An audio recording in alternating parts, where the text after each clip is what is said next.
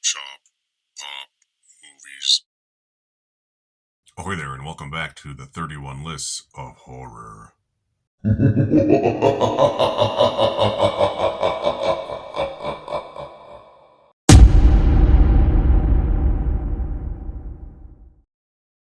Ahoy there, my name is Derek, the Convicted Cinephile, and if you're a convicted cinephile yourself, please like, share, and subscribe to the channel down below. On my channel, I like to talk, shop, and pop open, that is, movies and physical media. And it is yet another 31 Lists of Horror day, 5 recommendations from me to you in a certain horror category, and I'm going to do a little different thing today. I'm going to be selecting a couple of directors. Not every one of these movies I'm recommending is necessarily a horror movie, but these are directors and filmmakers known specifically for horror, essentially. We're going to do the GOAT, uh, more or less, in my opinion. John Carpenter, the man himself. So many classics under his belt. I've talked about at least one already. I believe I mentioned The Thing at some point. But I'm going to talk about 5 other John Carpenter movies that you need to see if you have not. And like I said, some of these aren't necessarily horror movies, but they're all really good and I want you to watch them. So if you haven't seen one, fantastic. So I'm actually going to start with a nice 4K 4-pack. I'm only talking about 3 of these movies in this video, but the other one will pop up in a different one. It's a nice Studio Canal 4K 4-pack for John Carpenter movies. That's really awesome, and it saves me a lot of space on my shelf because I had all 4 of these separate, and now I have them all in here on 4K. I used to only have the Blu-rays. But like I said, not all these are going to be horror movies necessarily. In fact, only a couple of them I'd say are. Some have horror elements, some are more action movies, and this one is more of an action movie. And we're going to talk about Escape from New York from 1981, starring Kurt Russell. Kurt Russell plays Snake Plissken, famously, who is he's a bad guy. He's a good bad guy. He's an anti-hero, as we call them. And he's essentially hired out of jail to go rescue the president, who is trapped in New York City, which is now in the deep, distant future of, what year is it, like 1997? New York is now a prison, and the president is trapped there, and he has to go save him, and then he gets his freedom. So that is the gist of Escape from New York. It's kind of a slower burn movie. It's not a super constant action-packed action movie, but it has great John Carpenter score, good performances. Donald Pleasance plays the president, which is funny because he's British. Isaac Hayes is in it, and there's interesting gangs around the city, and it's just the production design of it all is very cool and interesting, especially for the low budget. But that's the gist of Escape from New York. There is a sequel that I also enjoy, but it's not as good as this one. But Bruce Campbell's in it, so that gives it some points. Up next is one that I didn't like the first time I watched it. I was very disinterested and bored. And then I rewatched it when I got this 4K pack, and it sucked me in this time, and that would be The Fog from 1980, I believe. This one stars Jamie Lee Curtis, very young, Adrienne Barbeau, and Tom Atkins. You got Hal Holbrook in there.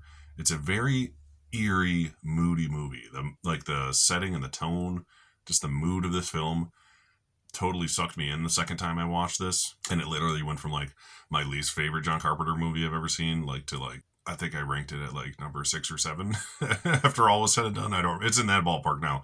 It went like halfway up the list, so let's just put it that way, just from a single rewatch. So that just shows you how good it is to rewatch films you may have not quite liked the first time.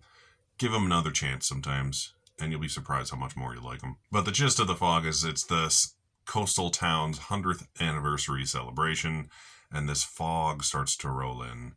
And within the fog are these ghost-like creatures that are starting to take over this very barren city. And these ghosts are shipwreck victims seeking revenge. So there's a little mystery to this film. There's a little bit of religious elements to it because a lot of it takes place inside of a church. But The Fog is a very cool, very atmospheric movie that if you've seen once and you didn't like it, coming from me, watch it again. And I actually loved it the second time. You just got to be like in the know that it's sort of a slow burn movie to begin with. But once you know that, I think it's extremely engrossing. Up next on this list is another favorite, comes out of this set here. That'll be 1988's They Live, starring Rowdy Piper, and Keith David. A handful of, John Carpenter mainstays. This movie, as everyone says, it's just as relevant as the day it came out, which is true, because it was basically bashing Reaganomics and how it's treating the middle and low class like shit, and that's where we are today still, obviously. Nothing's gotten any better since this movie came out, but you can watch this and, yeah, it hits home, just like it did back in 1988. But Roddy Piper plays a drifter. He's just kind of this, like, handyman wandering the streets trying to get work where he can. And he accidentally uncovers this secret meeting of these people with these mysterious sunglasses. What are these sunglasses for? And then he finds out that the government and all these people watching and surrounding us are actually aliens secretly taking over our planet. So he goes on this quest to find where the source is of this signal that's hypnotizing all of us people. And he goes on to try to destroy it the only way Hall of Fame WWE wrestler could do. Roddy Piper, he's not the greatest actor in the world, but he's perfect for this movie. Above all things, it has the greatest fight scene of all time. And it's a funny movie, too. It has some good humor to it and a few famous lines that I would say, but you already know what I'm thinking. Up next is a not quite horror movie. It has some horrific things in it, but it is very much like an action movie, and that is the very underrated, it seems. People who seem to see it like it. Assault on Precinct 13. This is one of John Carpenter's earliest films. This is pre-Halloween. This is what year? 1976. So it's the movie he did, I think, before Halloween. Essentially, there is a very shocking murder scene early in the film. I won't explain what it is because it's something you don't see every day. Let's put it that way. He went there in this movie, and one of the people involved in this sad, tragic killing takes revenge on these gang members, and then this gang follows this man into a police precinct. Ironically, not Precinct 13. It just sounds cooler. The name is kind of confusing, but it sounds awesome. And so these police officers are essentially protecting this man from this onslaught of gang people in this soon-to-be closed down police precinct. So you have prisoners that are already in there. You have the cops. They have to work together to try to get out of the situation where these gang members are. It's like almost like a zombie horde movie of these gang members trying to break in and get revenge on this guy for wronging their gang, as it were. But yeah, it's a surprisingly awesome, action-packed little movie that I've watched several times. And if you haven't seen it, or if you've avoided it because it's not a horror movie and you're a John Carpenter horror movie guy and you haven't seen this for some reason, it's pretty awesome. You should take a look. And last, this is one that I didn't originally have on this list until just before recording, and then I remembered, I was like, oh yeah, I should put that on there because I had to move some movies around. I'm trying to not double up on movies. I had a different movie in here, and then I realized it was on a different list that was right next to it, and I was like, that's stupid. I should change it out. So I put this on here, and this has horror elements based on its subject matter, but it is very much a comedy, and comedy nobody saw when it came out.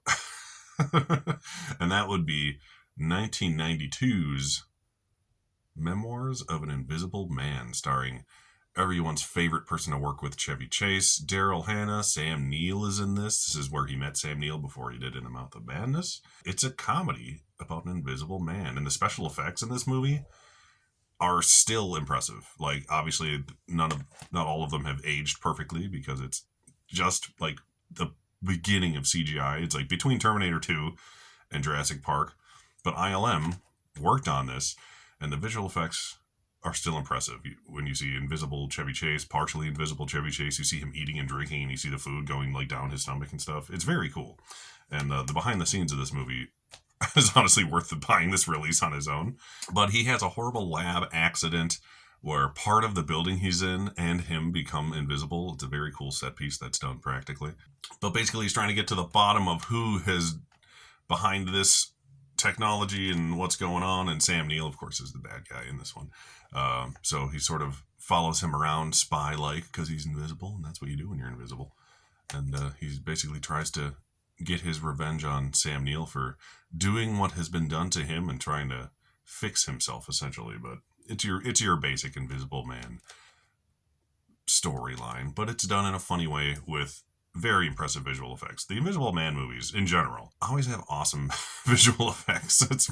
I could have done top 5 Invisible Man movies, and I would have been able to fill it out in my collection probably, because there's always some cool stuff in every Invisible Man movie. And this one is no less. If you haven't seen it, even from just like a behind-the-scenes visual effects aspect, this movie's worth a watch. But if you like Chevy Chase and stuff and you haven't seen it, give it a gander. It's one of my favorite Chevy Chase movies that pretty much isn't, the obvious ones. like the original Vacation or Caddyshack or something like that. Pretty much anything outside of those like big three movies that he was involved with, this one is my favorite. So those are 5 John Carpenter movies that are more or less horror, but not quite, that you need to see at some point in your life, if not this month. If you want to watch just the scary ones this month and, watch the other ones any other time, you're not hurting my feelings. What's your favorite John Carpenter movie? Please let me know in the comments. Like I said, I've mentioned other John Carpenter movies and other lists. I'll get to all of them for the most part, but these are 5 of them that didn't really fit anywhere else that I still wanted to mention. So once again, my name is Derek, the Convicted Cinephile. Please like, share, and subscribe to the channel down below. Thank you for watching, and I'll see you next time. Thank you so much for watching, everybody. Don't forget to like and subscribe to the channel, and channel memberships and merch are available on TeePublic and Spreadshop stores.